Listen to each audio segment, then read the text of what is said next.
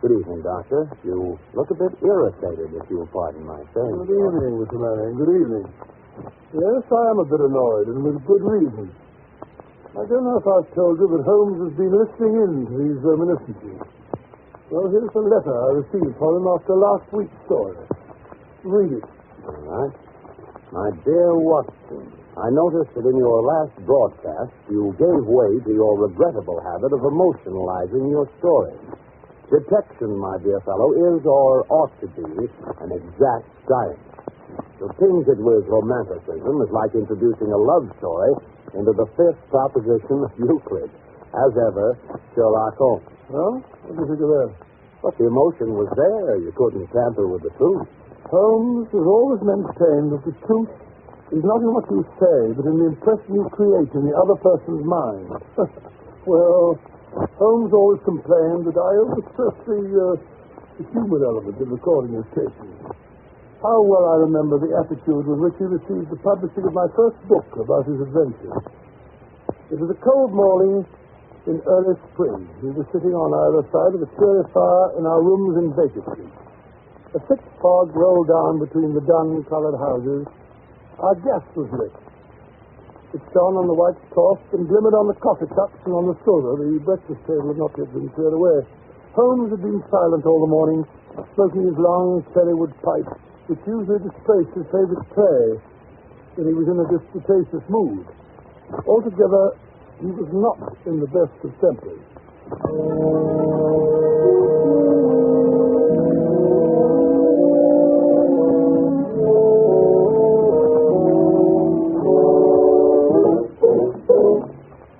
Matches. Where are the matches? Look at that confounded fog. What happens to all the matches in this house, I'd like to know. My dear Holmes, why not use the tongs and a live coal if you want to relight your pipe? Huh? Oh! I burned myself. For heaven's sake, Holmes, stop stalling. Something's annoying you. Why not get it off your chest? It's that confounded book of yours. What? Sensationalism, Watson. Rank sensationalism. You're always placing the emphasis on the crime. Crime is common, logic is rare. You should stress the logic. You have degraded what should have been a course of lectures into a series of tales. Now, really, Holmes, that's not logical. You're always complaining that crime is falling off. You say there are no first-class criminals left. Quite. And therefore, if you depend on the crime to hold your readers, you will soon be a back number. Criminals. Bah! They've lost all their enterprise and originality. My practice seems to be degenerating into an agency for recovering lost lead pencils and giving good advice to young ladies from boarding schools. Advice to the lovelorn, eh? Well, look at this. This note. It came by this morning's post. Here. The last straw, that's what it is. Read it. Let's have a look. Dear Mr. Holmes, I'm very anxious to consult you as to whether I should or I should not accept the situation which has been offered me as a governess. I never do. I shall call at 10:30 tomorrow if I do not inconvenience you. Yours faithfully, Violet Hunter. Where is she? Call at 11 now. Exactly. She's late. Just like a woman. I say, Holmes, you should see your young lady now walking briskly up the street. I see. Brisk, purposeful manner. Nice, bright, intelligent face. Yes, it is. She's stopping at our door. Oh, maybe something in this case after all, my dear Watson. She's not the hysterical sort that makes a fuss over nothing. There she is. Come in. How do you do? This is Mr. Sherlock Holmes. Quite. And this is my colleague, Dr. Watson. How do you do? How do you do? I trust you'll excuse my troubling you, Mr. Holmes, but I've had a very strange experience. And as I have no relations of any sort to advise me, I thought I'd best come to you. I shall be very happy to do anything that I can. Well, I've been a governess for 5 years in the family of Colonel Kent Monroe. He's been transferred to Nova Scotia, so that for the last few months I've been without a situation. Well, I advertised and answered advertisements, but without success. You see, the money I had saved began to run out, and I was at my wit's end. Indeed. Well, go on. Well, yesterday I called in at a well-known employment agency run by a Miss Stoker. When I arrived, the outer office was filled with young ladies looking for situations. I was told to wait. But I did. After about half an hour, my name was called out. Well, the door to Miss Stoker's private office was ajar. She could decide it was a prodigiously stout man with a round, smiling face and a heavy chin. Oh, his eyes were like two little slits. When I advanced to the door, my knees trembling. Oh, Mr. Holmes, if you know how I needed that was.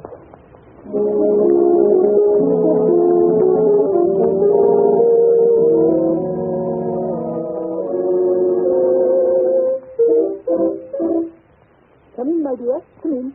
Mr. Newcastle. This is Miss, what is your name, my dear? Miss Hunter, Violet Hunter. Oh, yes, Miss Hunter. Capital. I couldn't ask for anything better. I'm sure you'll do, Miss Hunter. I hope so, Mr. Newcastle. You're looking for a situation as a governess? Yes, sir. And what salary do you ask? Well, I had £4 a month in my last place. £4. Sweating. Frank Sweating. How anyone could have the audacity to offer that to a lady with such a question, such accomplishment. A lady fitted to the rearing of a child who may someday play a considerable part in the history of this country. Your salary with me, madam, will commence at £100 a year. 100? Oh, Mr. Newcastle. And furthermore, it is my custom to advance my young ladies half their salary beforehand. May I ask where you live, Mr. Newcastle? Hampshire, a charming rural spot. The Copper Beeches is the name of the place, 5 miles north of Winchester, or the dearest old house. And what would be my duty? One child, a dear little romper aged 6. Oh, if you could see him killing cockroaches with a slipper. Smack, smack, smack. He's gone before you could wink. My sole duty, then, is to take care of this child. Well, I'm sure your good sense would suggest that you obey any little commands which my wife might give, provided, of course, that they were such as a lady might obey with propriety. You see no difficulty, eh? Oh, I should be happy to make myself useful. Oh, by the way, in dress, for example, we're saddy people. Saddy but kind-hearted. Now, if you were asked to wear a particular dress that we might give you, you wouldn't object to our little whim. Oh, no. Or to sit here or there, that wouldn't be offensive to you. Why, no. Or to cut your hair short before you come to it. My hair? Oh, yes, it is quite essential. It's a little fancy of my wife, you see. And ladies' fancies, my dear, Miss Hunter, must be consulted. But my hair... Oh, no, I know I couldn't. No, what a pity. Well, in that case, Miss Stoker, I'd best inspect a few more of your young ladies. Good day, then, Miss Hunter. I'm afraid you must consider yourself struck from our list. Oh, but you can hardly expect us to exert ourselves to find another such opening for you. But, Miss Stoker... Good day, Miss Hunter. Oh, just a minute, Miss Stoker. Let's not be too hard on the young lady. After all, my request was a little sudden. Perhaps, Miss Hunter, you'd like 24 hours in which to consider the matter? And in view of the fact that you have particularly beautiful hair, I might be willing to raise the salary to £120 a year. To recompense you for our little eccentricities.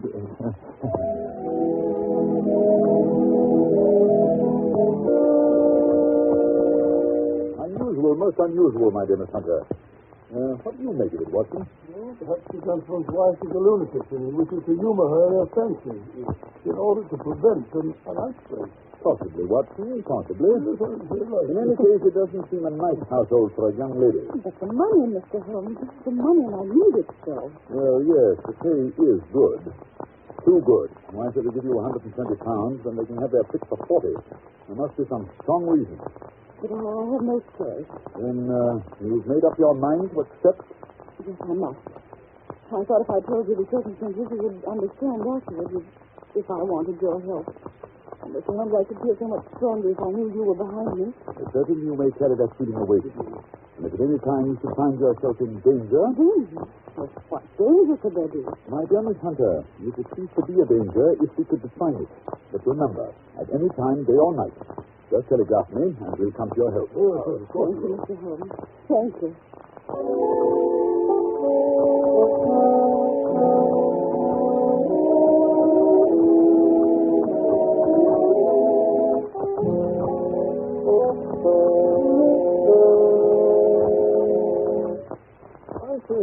Holmes, it's been almost a week since that charming Miss Hunter called. Conditions must be pretty good at the Copper Beeches, or we'd have heard from her.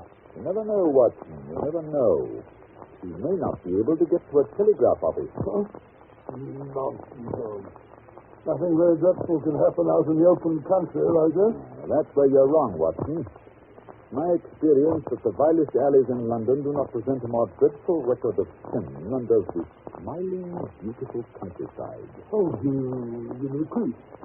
What do you mean?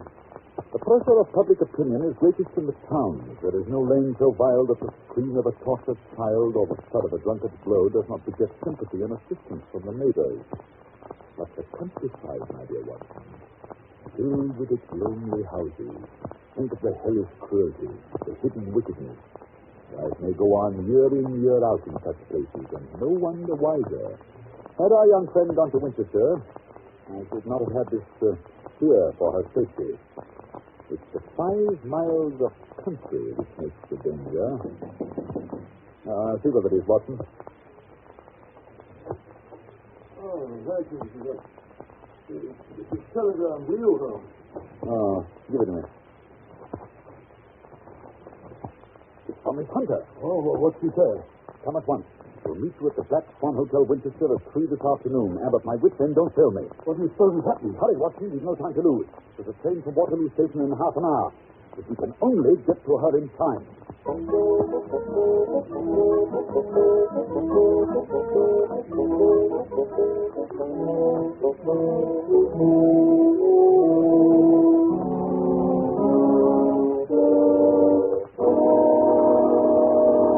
In just a moment, we will follow Sherlock Holmes and Dr. Watson on their strange journey. Yes, there's the Black Swan.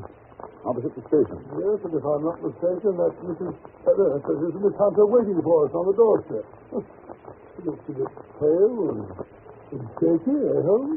Yes. Poor girl is obviously frightened. Mr. Holmes, so kind of you to come. You too, Dr. Watson. Oh, no, it's all pleasure. I'll tell you. I'll tell you how anxious I've been. There, now, Miss Hunter. Perhaps if we go inside, they can give us a private sitting room. Yes, Mr. Holmes. I've ordered tea this way. Yes, that's better. Nice, cozy fire. Close the door, will you, Watson? That's right. Now then, suppose we let the doctor do the pouring while you tell the story. First of all, how do you like the tea? 2 lumps of a little cream. Oh, righto. Thank you, Dr. Watson. Yes, and now? Well, first of all, I've had no actual ill treatment from Mr. and Mrs. Newcastle, but he's just frightened me.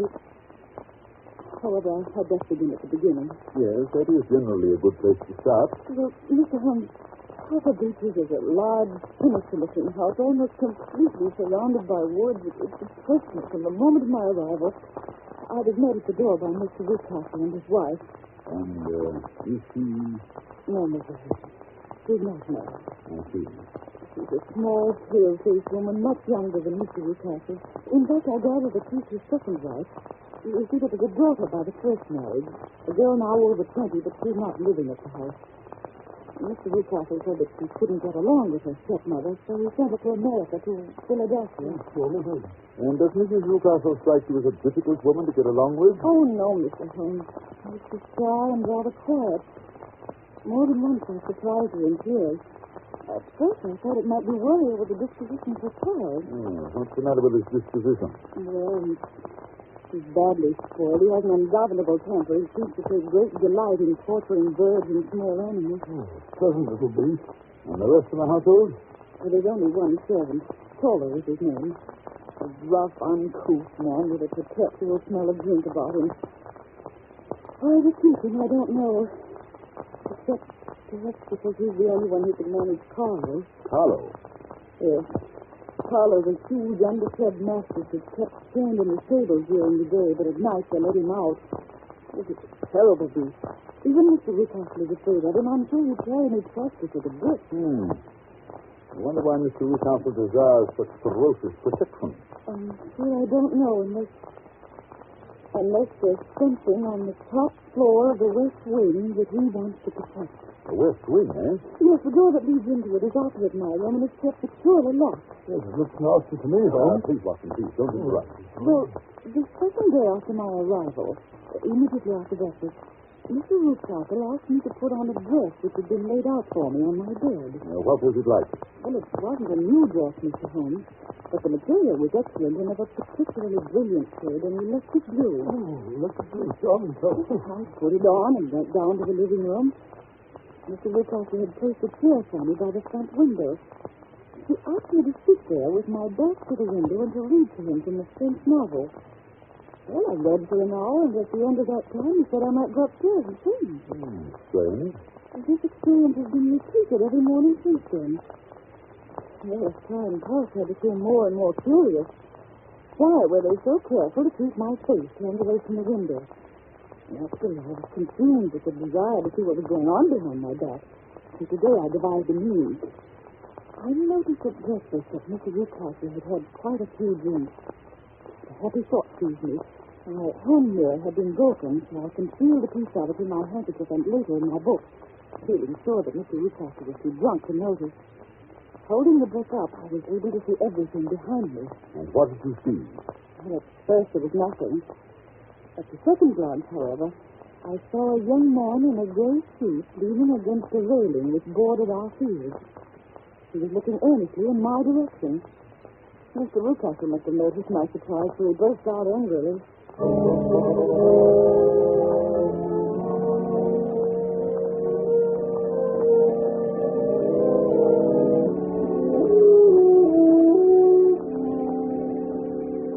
Really, Miss Hunter, your attention must be wandering. That's the second time that you've made that passage. Oh. Furthermore, there's an impertinent fellow up the road who's staring at you. Is he a friend of yours? Oh, no, Mr. Ruthcarter, I don't know anyone around here. Well, kindly turn around and motion him to go away. Oh, wouldn't it be better not to notice him? Do what I tell you. I really don't encourage you to have any followers. Very well, Mr. Ruthcarter. There. Impertinent fellow. That will be all for this morning, Miss Hunter. You may go to your room. Oh, but Mr. Ruthcarter, I hope you don't. Go to your room, I say. Yes, sir. And after this, you needn't bother to wear that blue dress. Oh, dear, what a frightful household. If I could only get away from here, it's all so depressing. What? But he's left the key in the door to the west room. He must be there. I wonder what's inside. Oh, it wouldn't hurt to take just one look. Oh, how dark it is. Misty. Wait. There's 3 doors. For the middle one is barred with the end of an old iron bedstead. I wonder why. Oh, goodness, it's in here. What was that? Oh, it must have been a bat. Someone's in here. Or maybe it's something. I can't stand it. Too eerie. I've got to get out of here. I've got to get out. Oh, dear, there comes Mr. Ruthcarter. What's this here? Oh, Mr. Ruthcarter. Was you then? I thought it must be when I saw the door open. Oh, I'm so sorry. My dear young lady, and what frightened you? I was foolish enough to go into that vacant wing, but it was so lonely and eerie, and the bat swooped down into my face. Is that all? Well, what else could there be? And why do you suppose that I keep that door locked? I'm sure I don't know. It's to keep people out who have no business there, you see. I'm sure if I'd known. Well, you know now, my dear young lady. And if you ever put your foot over that threshold again, I'll throw you to the basket.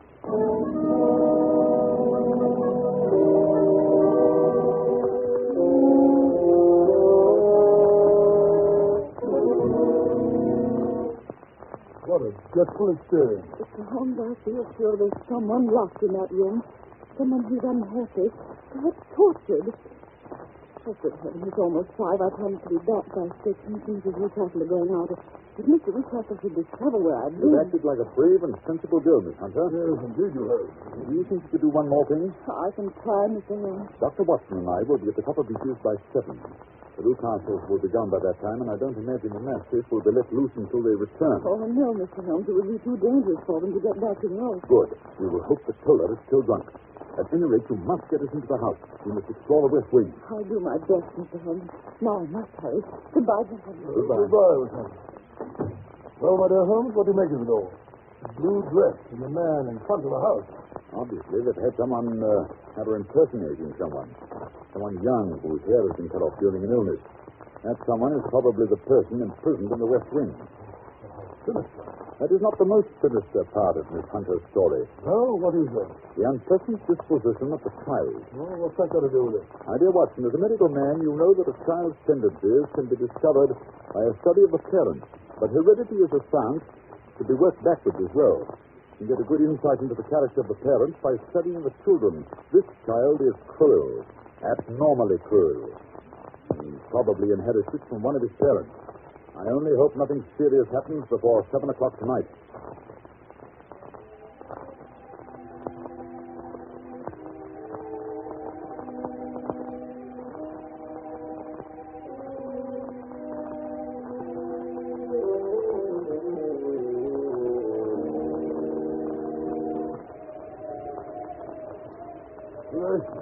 What a night. The first thunderstorm of the season.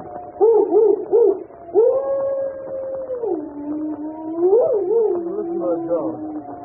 He's in an ugly temper. Listen to the house. With this group of copper beeches in front of it. Yes. Miss Hunter waiting for us in the doorway. The coast is secure. Come in. You must be close to the street. Oh, you're rather wet yourself. You need to be careful, you know. You'll be What, catching... Watson, what? What's that sounding? It's Tola. He was just going out to release the dog. I sent him to the wine cellar, then locked him in. Splendid. I managed to get Tola's fuses off him, too. He gets quite drunk. They're duplicates of Mr. Rucas. Better and better, but come along upstairs. We've no time to wait. Have you got your revolver handy, Watson? Yes. Good. Good heavens, that lightning must have hit quite near here. The copper beeches, no doubt. No, this fuse. Oh, this one. That's right. Nothing here. Come along. Listen to that rain on the roof.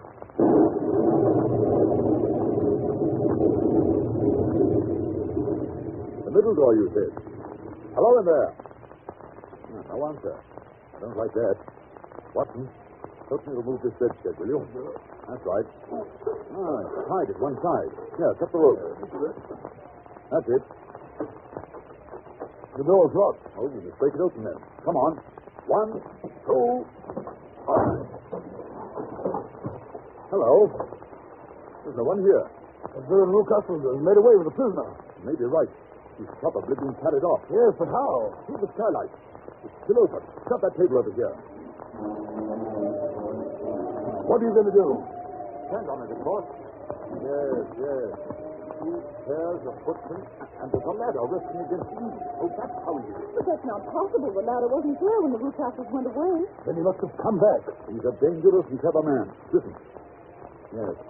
I think I hear his steps on the stairs. Oh, Mr. Holmes, kill us all. I thought I'd find you here. You villain, what have you done with your daughter? I'm the one that brought that. You steal, you Robert. I've caught you. You're in my power. I'll take you. Hello. Hello. We're trying to get the dog where we found his trail. Quick, Watson. We must close the front door. Let me up, Mr. Lucas, and loose the dog. Give Mr. Lucas. Oh, quick. It'll be too late. Hold on. Get the keys, mister. I'll let him out. All right.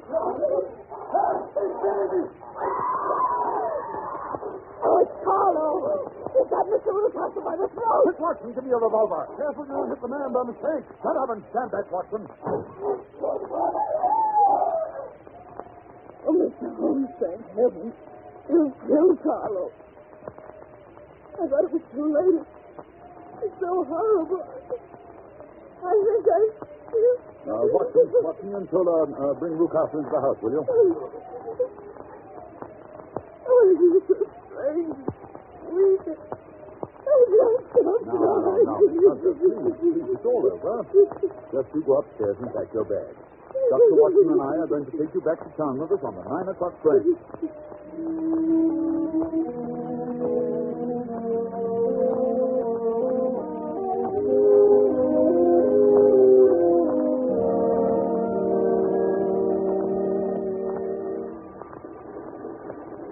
think, Watson, that Newcastle will live? I'm afraid so, Holmes. Oh, I'm so glad to get away from that dreadful place. I say, Holmes, just what did happen to the prisoner in the West Wing, and who was it? It's all so disgustingly simple, my dear Watson. It's Newcastle's daughter, as I suspected. It seems that she had inherited some money from her mother, who was Newcastle's first wife. When she threatened to get married and take a small fortune with her, her father tried to get her to sign a paper giving the money to him. He worried her until she got brain fever and had to have all her hair cut off. Oh, what a brute. I got all these details from Tiller. Still, her young man stuck to her, and she to him. After that, Mr. Newcastle locked his daughter up and brought Miss Hunter down from London in order to impersonate her, get rid of the persistent shooter. This young gentleman, however, was a persevering chap, and having greased Toller's palm very thoroughly, he learned the true state of affairs. With the help of Toller and a long step-ladder, he rescued his fiancée. They're now headed for Southampton with a special license, and this time Miss Newcastle, or rather Mrs. Fowler, is really going to America on our honeymoon. Oh, this is quite romantic, isn't it, Holmes? You and your romance, Watson. You're a regular old woman. Well, I'm glad we were able to help the poor thing, but I wouldn't go back to that house again. Not for twice the salary. Oh, that reminds me, Miss Hunter. I was talking to a friend of mine about you the other day. She has a private school in Walsall. I believe she said she had an opening for you. Oh, Mr. Holmes, you're a darling. No, my dear. It's quite inconsequential. You already know. Shut up, Watson.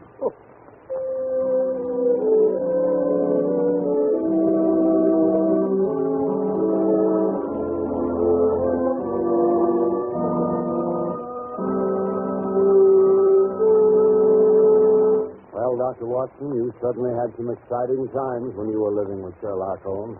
I certainly did, Mr. Manning. Those were the days. I mean, never a dull moment. Yes, when I think of the thrilling experiences that Holmes brought into my life, I can always